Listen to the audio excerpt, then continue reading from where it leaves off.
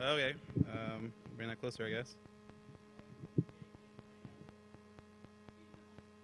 Yeah, with all the previous speakers, though, I don't want to get like weird diseases and shit. No. So. After last night's party, it's probably a little bit too late for that. Yeah, good point. Well, I mean, it's all itchy. Hey, you know, there's some drugs in Tijuana you can buy that actually will cure most of that. Get rid of the rash, too. Well, I'll cancel my flight tomorrow and go down. Okay, good. Best talk ever! All right, so Tom St. Denis is up here to talk to you now, and he has actually, usually we're used to authors that are a bit full of themselves, so kind of used to seeing people that have bios that are rather large, but Tom takes the cake in the relationship between his bio and the entire description of his talk. What is it, 5 words to talk, but I guess that's what he's going to spend the next 50 minutes discussing, explaining to you exactly what he means by elliptical curve cryptography, redux, I can't even say it. It's late, I'm tired. But Tom, everyone, big round of applause for him.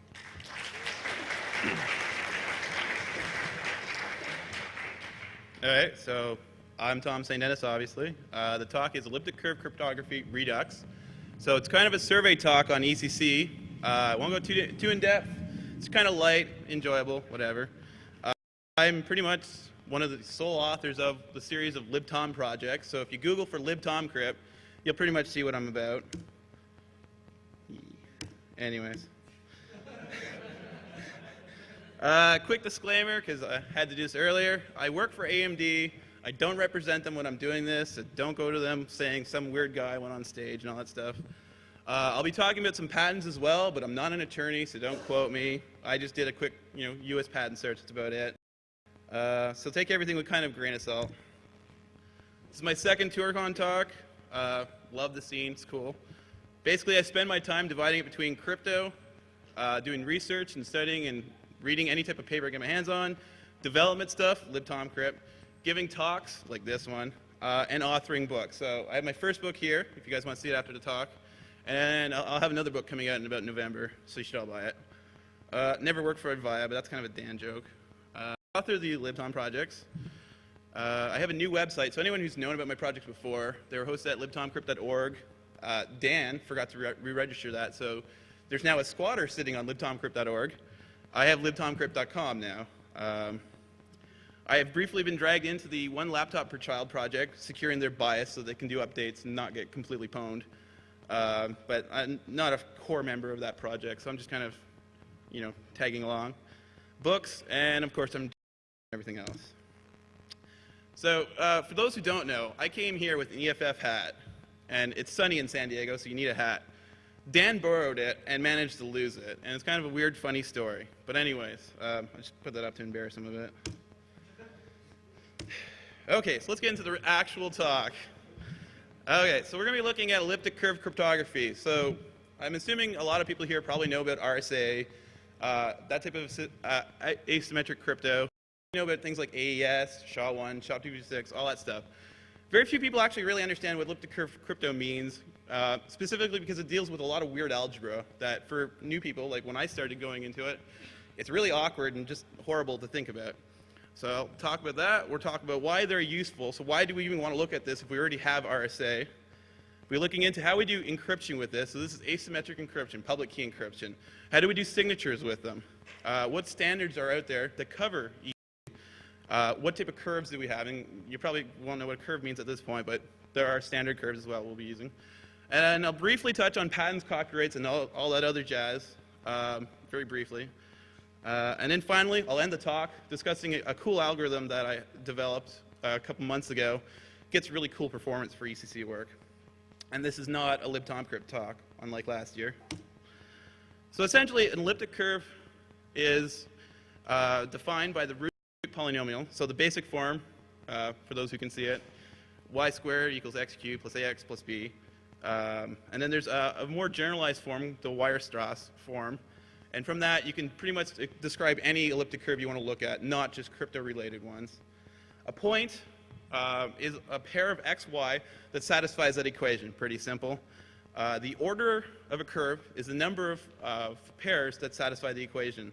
And that comes into particular use when we're elliptic curves defined over finite fields. So we're not going to be dealing with real numbers or rationals or whatever. We're going to be dealing with, say, arithmetic modulo a prime, for example. So the gist of elliptic curves, that's what it looks like. These are two different forms over the reals. Pretty simple objects. So all those little red parts are points. Yay. So when we're getting into elliptic curve crypto, we have to define two primitive operations that we can use to work with points on a curve. So all our operations are being done with points, whereas in something like RSA or typical Diffie-Hellman, we're dealing only with integers. So that's kind of where the first step into weirdness begins. The two operations we're going to be looking at are point addition and point doubling. And from that, we can define elliptic curve crypto. So point addition is where you have 2 points and you want to add them together. This operation is completed by finding a line through the 2 points and find out where it intersects the curve. Point doubling is simply taking the tangent of the point. So I have pretty pictures to show this off. So this is point addition. So we're going to be adding P to Q, and we get R as a result. When you actually complete the point addition, you actually use the negative value of R. So it'll be the R that's below the x-axis. And the reason you do that is if you added Q to R, you would get P back, which isn't really a useful operation. You want to get a different result from that. And then point doubling, here's doubling Q to get P. So quite simply, it's just the tangent to the curve and where it hits. Really simple. So why do we care about addition and point doubling? It seems like a really weird operation to do. Well, from this, we can define point multiplication. And from that, we can get Diffie-Hellman DSA. So point multiplication is simply the practice of adding a point to itself multiple times. In this notation here, you'll see there's uppercase variables and lowercase variables. The uppercase variables will be points. So G is a point on the curve. It's an XY pair. Whereas K is a scalar, an integer, 5, 7, whatever. So when we say K, we're doing a point multiplication. So in this case, we're adding G to itself K times. From this, we can construct any point multiplication. So for example, if we wanted to find the value of 3G, we would double G and add G to it. If we wanted 5G, we'd do 2 doublings and an add, so on and so forth, like we do exponentiation with RSA. And in fact, a lot of the algorithms we use to do fast exponentiation, so RSA and Diffie-Hellman, you can take those and map them onto ECC pretty well. So now we have a trapdoor. If I give you the value of y, which is kg, and you know g but not k, finding k is hard. And this is the trapdoor we're going to be taking advantage of. It's similar to this discrete logarithm trapdoor. So you have y equals g to the power of x mod p. So I'm pretty sure you guys are familiar with that particular trapdoor, right? Okay, so from this we can start Diffie-Hellman key sharing. Alice has a public key, which is uppercase A times equal to AG. Bob has a public key, which is uppercase B. In this case, G is a publicly known base point that everyone starts from. So these are parts of standards that I'll get into briefly. From these two public values, though, they can share a key or share a point that no one else can compute, which is simply lowercase a, uppercase b, which is equal to abg. Or on the other flip side, you'll have lowercase b, uppercase a, which is bag. And since this is a group operation, abg and bag are the same point. And now they have a shared secret. Usually what will happen from this is you'll take the x coordinate and ignore the y and hash it and use that as a shared secret. You don't use the y value because if you looked at the graph earlier, there's only 2 values of y for any given value of x. So there's only 1 bit of entropy in it, and it's not very useful to use it. It doesn't really add to the security of anything. So, why are you, did I go too far? No, okay. Why is ECC in any way useful? It seems like kind of interesting math, but why would you be doing this? Well, it turns out ECC parameters can be a lot smaller than RSA parameters for a given level of security. In RSA, we can use algorithms like the generalized number field sieve to factor in a sub-exponential amount of time. Whereas in ECC, you don't have that advantage in attacking it. So it's fully exponential. So if you say you want 80 bits of security, with RSA you have to use 1,000-bit numbers. Whereas in ECC, you only have to use 160-bit numbers. We're going to be using less memory to do this, obviously, because the numbers are smaller. And there's various other tricks to compress it too. So there's point compression on public keys, but that's not important. You transmit less data, which is important. So a brief example of that would be ECDSA signature with 80 bits of security is 48 bytes with ECC, or it's 128 bytes with RSA. So you're already less than half the size. And you also get a lot of speed out of this. Since you're dealing with small numbers and there's tons of fast algorithms, which I'll be presenting or talking about briefly, you can get ECC crypto on small devices. So anyone here ever work with an ARM, PowerPC, MIPS, whatever? Of course. So, of course, Greg. So a lot of companies that I've had dealing with, but I won't go into public stuff, but they just assume that if we can't do it, we'll do it insecurely. So we'll use 512-bit RSA or 300-bit RSA, and the average person will never look at that. And of course, people like, for example, in the back there, are the people who will look at that. So we can use ECC, use small numbers, but actually have real security, and we can fit them on stupid devices like Bluetooth mice or Bluetooth keyboards or Game Boys or whatever. We can also sign with it. So I briefly mentioned Diffie Helmet, but we can also sign with it. Keep that in mind as the talk progresses. So stop for a second. Things I've learned at Toorcon so far. Headwear and Dan is a bad idea. And then, some stuff about the dance. You can see the slides later. Okay, let's get back into encryption here. What happens at Toorcon stays at Toorcon. Given Bob's public key, BG, we can encrypt. And we don't have to have, we don't have to know each other ahead of time to do this encryption. So it's not just a shared secret like Alice and Bob who know each other already, but if I have your public key, I can send something to you if you've never met me. And this is how you do it. Essentially, you just make up a random key, and that's where you're going to be sending to Bob. So you pick a random value of R, and I kind of stressed random. It's very important. A lot of Diffie-Hellman, straight-up Diffie-Hellman systems have been broken because they use things like the RAND function to get this random parameter. And anyone here should know that RAND is not exactly what you'd call a cryptographic random number generator. We take the point RBG, hash the X value, and use that as either a symmetric key or we can XOR it against the symmetric key that we want to choose. The payload. We send the ciphertext in RG to Bob. RG is effectively just a public key at this point. It would be what you would have in the first place if you knew each other ahead of time. On the other side, he then computes BRG from RG you gave him, recovers the symmetric key, and can decrypt the ciphertext. Yay! Signatures. So the first thing I say about signatures is follow standards. When I first implemented this stuff in my libtomcrypt library, I didn't really know about ECDSA because I'm not really a big fan of ANSI standards. They kind of annoy me. So I went off and implemented my own DSA variant, which was, it looked all nice, it worked and everything, and it was completely insecure. So I'm here to tell you, do ECDSA properly. X963 is the ANSI standard that covers it. I think it's finished now, but when I read it, it was a draft, so it's kind of, a work in progress. But the algorithms in it are pretty easy to implement. It's just a pretty much standard straight-up DSA. We'll see it in a second. And it's actually what NIST is specifying for EC signatures. So let's get with the signature here. We say we have a public key A and the private key A, lowercase a, and then times G, whatever. And we assign a message, MSG. So we'll hash it, get the parameter E, which is just an integer at this point, choose a random K, compute T equals KG, and then from this we'll get the R parameter of the DSA signature, which is just the X coordinate of our random point order of the curve. Right, 1 second. And then from that, after that, we'll get the S parameter, which is just, I don't know if it's really important that I read it out loud, but you get the S parameter from the random K you chose, and their private key, and the hash, and you send off to the user R and S. So R and S are integers about the size of the curve. So if you're talking about 192-bit ECC, these are 192-bit parameters. So your entire signature is 384 bits. It has 80 bits of, at that point, about 90 bits of security, and it'd be about the same as RSA 1024, except about half the size. To verify, it's pretty easy. We compute two values, U1 and U2. U1 is just E over S, so E is the hash of the message over the S parameter they gave you. U2 is R over S, and R and S are what the signature actually is. And then from that, we do a two-point multiplications, an addition, and we do a comparison. I work at the math on the slide, but I'm not going to read it out here because we want to save some time. But if you guys want to check it out later, it's there. It's also in my libtomcrypt libraries. That's another good, if you like C source code over English.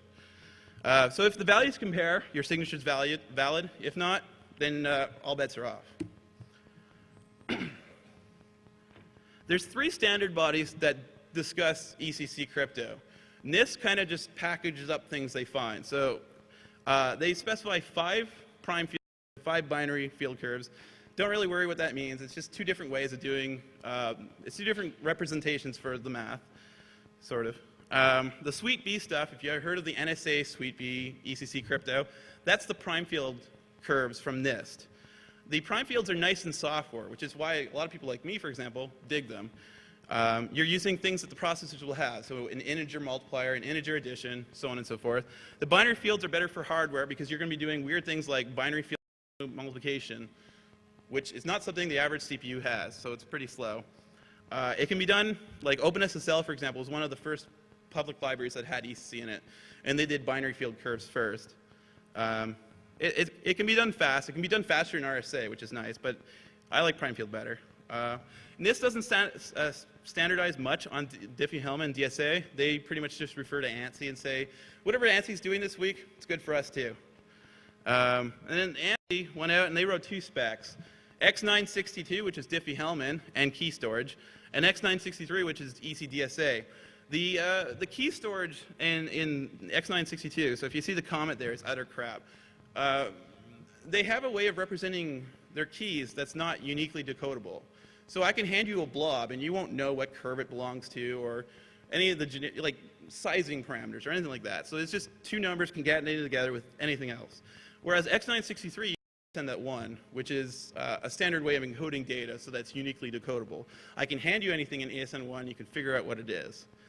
The ANSI specs aren't free. I managed just to get myself a draft copy off some weird Chinese website or something. The way it should be, right? Why would I pay them? And very few applications actually comply with X962. At the time when I was reading up on it, it was a draft. So obviously, any company that was really working on it would be still, in development. Obviously, it wouldn't be public at that point. And in particular, my approach for things like key storage, I just use ASN1. And if my users really want to be X962 compliant or whatever, they can sort it out on their own. They're not paying me, so what do I care? The IEEE standard P1363, again, isn't free. It's really redundant because you have ANSI and IEEE kind of dueling banjos with elliptic curve. And IEEE is more restrictive, and if you're not a big organization, it's more expensive to deal with. And generally, for people like me, I learned how to do ECC just from random papers on the web, books, stuff like that. And the standard body wasn't useful for me at all. So, just ignore them. The NIST curves, the prime field ones, go 192 bits through 521 bits to deal with the key sizes that AES supports, so 128 through 256, and the SHA sizes. They use I don't know how to read this comment here. They use a style for their modulus, which is known as diminished radix. Basically, they're trying to make the math a little faster. Nothing really in particular there. All the curves have prime orders, which is useful. So for those who know how to implement Diffie-Hellman, for example, your subgroups have to be prime order for security reasons and all that. And in this case, the NIST standard or NIST curves do that as well. So the NIST curves all have prime orders, so you don't have to worry about that. And at the bottom, there's an example. That's P192. So that's the parameters, the prime, the order of the curve, and the base point, whatever. I'm, again, not going to read that aloud. So let's move into patterns. Everyone loves patterns. And my talk. There we go. So Toorcon is kind of the patent whore of ECC. And they're the people I love to pick on because they don't know what they're talking about, but they love to talk about it. So they have a series of patents that cover everything from how to what to implement, when to implement it, and all that stuff. And they're not very original, but it's because they're a small-minded group and everything. So I listed off a couple of their patents that I found were totally funny. The first being a crypto ALU. So this is basically your standard issue ALU, execution ports, register file, sequencer, all that jazz. And apparently, because you do a polynomial multiplication in it, it's now something you can patent. And then they have a couple others like that, and then multiplication patent and all that. Long story short, you're doing Suite B style ECC. So this is prime field curves. You're more or less safe. So I already picked on the ALU. So the classes of their patents, if you ever want to get into implementing this stuff, follows along the lines of power-sensitive work, hardware designs, signature and encryption, and the actual math that goes into implementing this. The power-sensitive side is things like differential power analysis and static power analysis, so DPA, SPA, resistance. for side channel attacks where you'll have a device that leaks a certain amount of information through the current it draws or the heat it generates. They're easy to avoid because they're very specific designs. They're good to know about, though, because they give you tips on how to implement it yourself. Their hardware patents cover things like their ALUs and their multipliers, but the designs themselves are pretty much, textbook at this point, so the validity of their patents is kind of in question. They have an algorithm called MQV. It's the initials of the authors of the algorithm, I believe. And it's an authenticated encryption algorithm. Basically, it does signatures and encryption all in one step. It's not part of the ANSI standards. So if you have to do signature encryption, just use Diffie-Hellman and DSA. It is part of Suite B, though. So that's kind of a hazard. If you want to actually be compliant with the NSA Suite B protocol, you'll have to actually have an MQV license if you don't fall under the NSA umbrella for that. The math stuff, mostly it touches on the binary curves, which is another reason why I avoid them. They have various representations that I won't go into, but that's where their patents fall. If you avoid binary fields, you're all set. And of course, if you're paranoid, you can do things like I did. Become a public domain hippie. I give everything out for free, and like hell, they're going to sue me. And they haven't yet, and I've been doing this for 5 years, so I guess it does work. And the other way is just to avoid the specific algorithms they have patents on. You can do that and still be compliant with the NIST and the ANSI.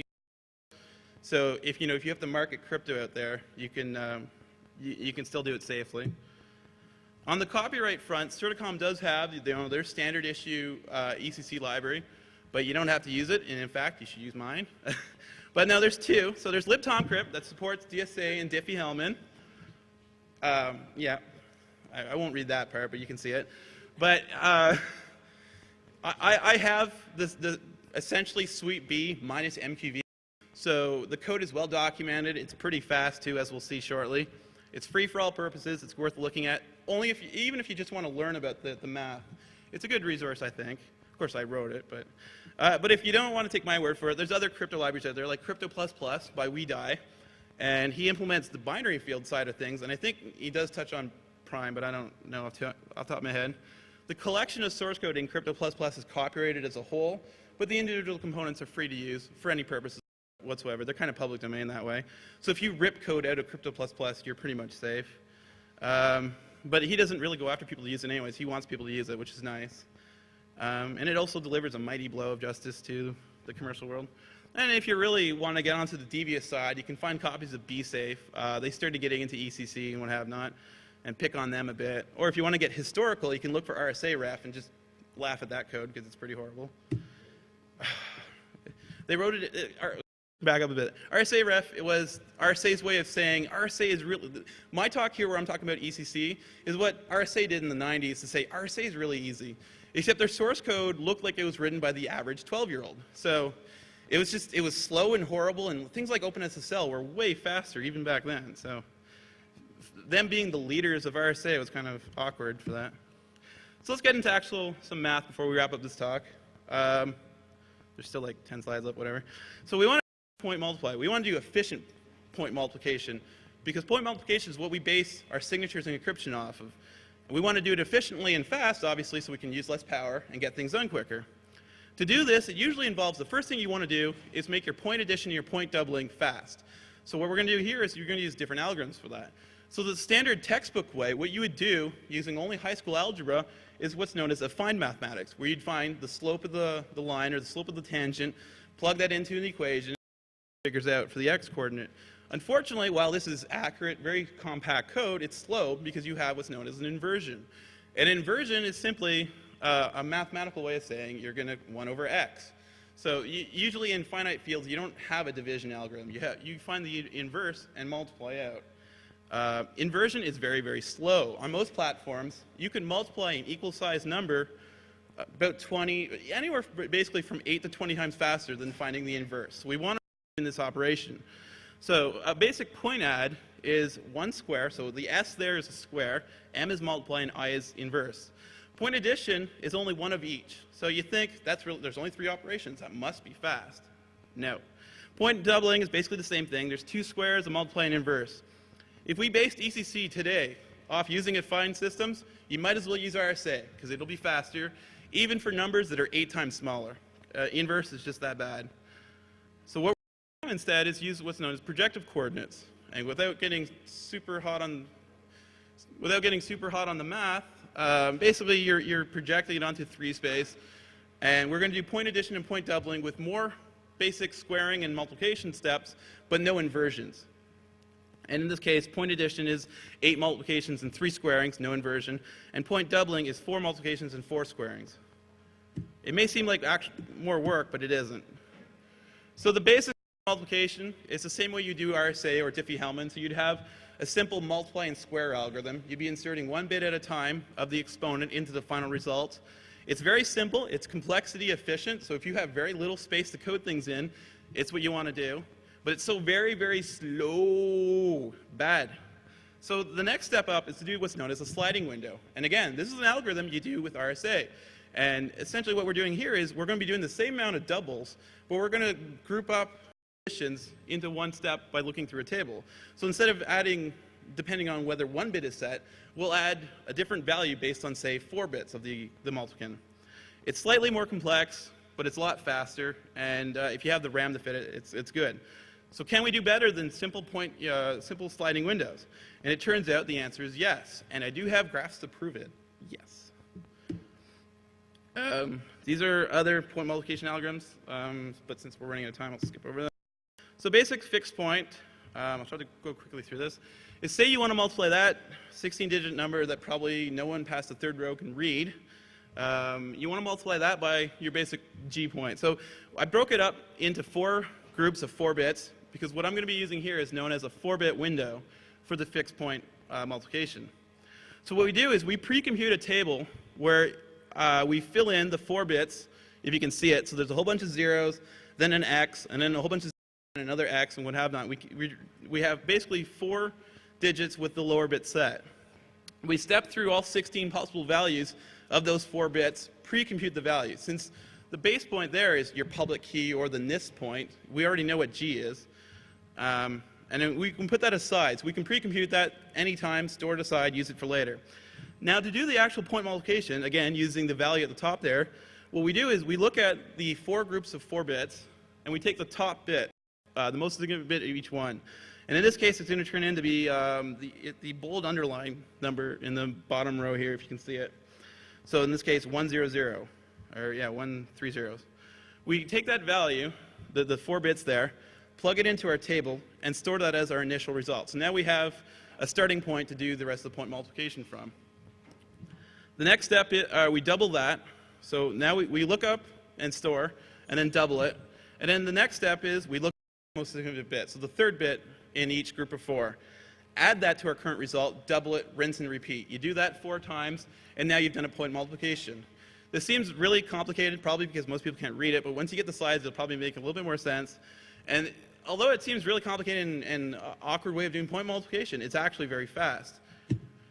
Because what we're doing here is we're going to be adding W bits of what we're trying to multiply in each step. So with a point double, or the basic point multiplication algorithm, you're going to, sorry, I jumped ahead of myself there. Say we're doing a 192-bit ECC operation, a point multiplication. The basic algorithm for point multiplication would involve 192 point doubling operations and 96 point addition steps. Whereas if we use this fixed point with a 4-bit window, we're going to be doing 48 doubles and 48 adds. So we do half as many adds and a quarter as many doubles. So it's a pretty simple operation. And okay, so this table now, that's going to be taking up space. So people who work with embedded systems, we know that space is at a premium. You know, if you had 4K to implement ECC, usually that's pretty much all you have. And it turns out, though, even with small tables, you can make a lot of progress. So in this 4-bit window case, you have 16 values, and there's 16 points, obviously. So what is a point? Well, a point is just an x, y on the curve.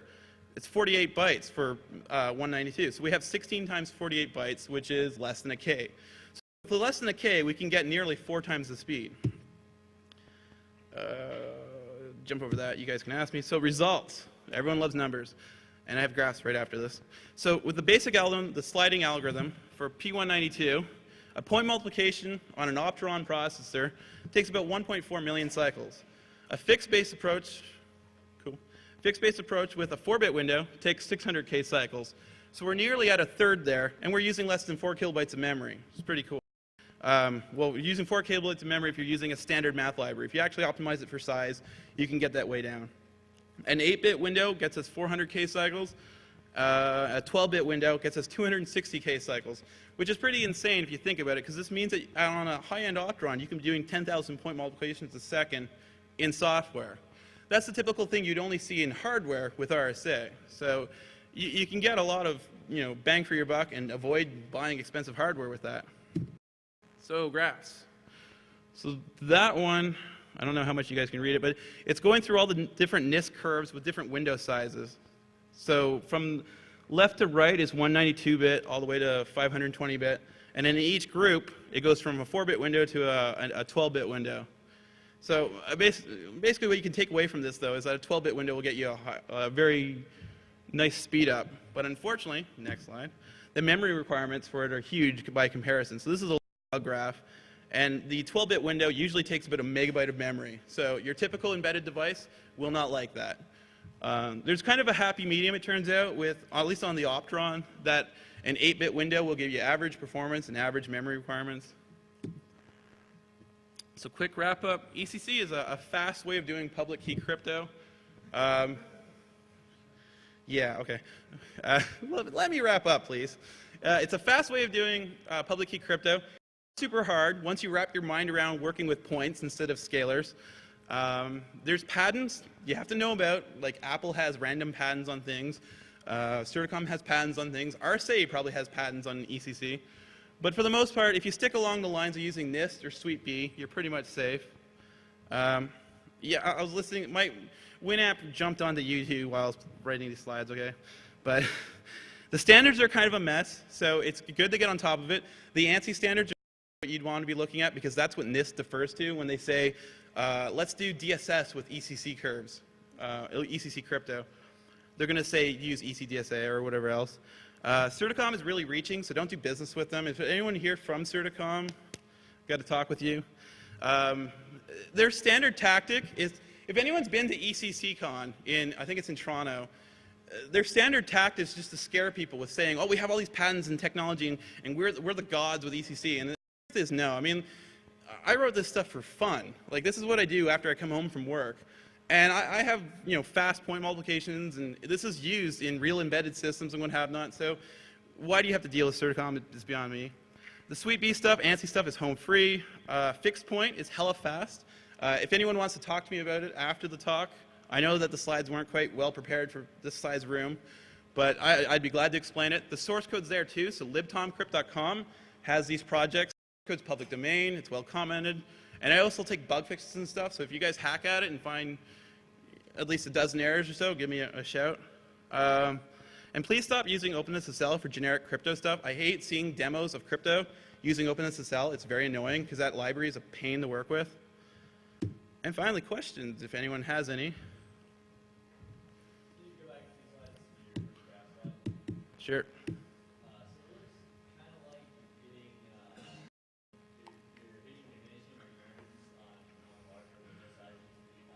Yeah.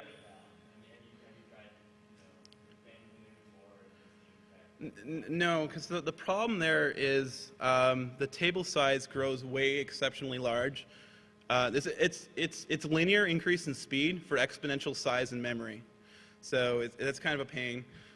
You can play some tricks though. You can actually do some point compression on the points you have.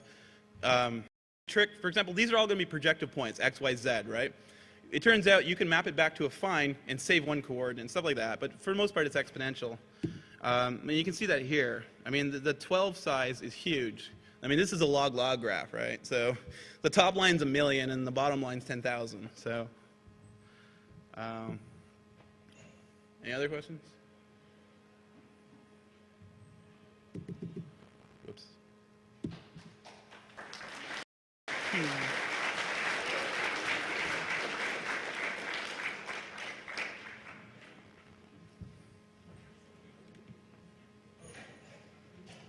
Buy my book.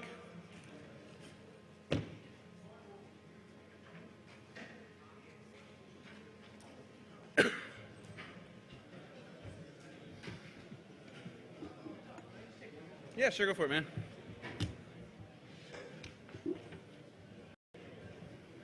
Rush job. I know, but if I went through the conclusion and all that stuff at my normal pace, it probably would have taken 10 minutes. And what? Yeah. Well, I didn't want to. Unfortunately, something like this shouldn't be rushed. Yeah, I hate John Callis.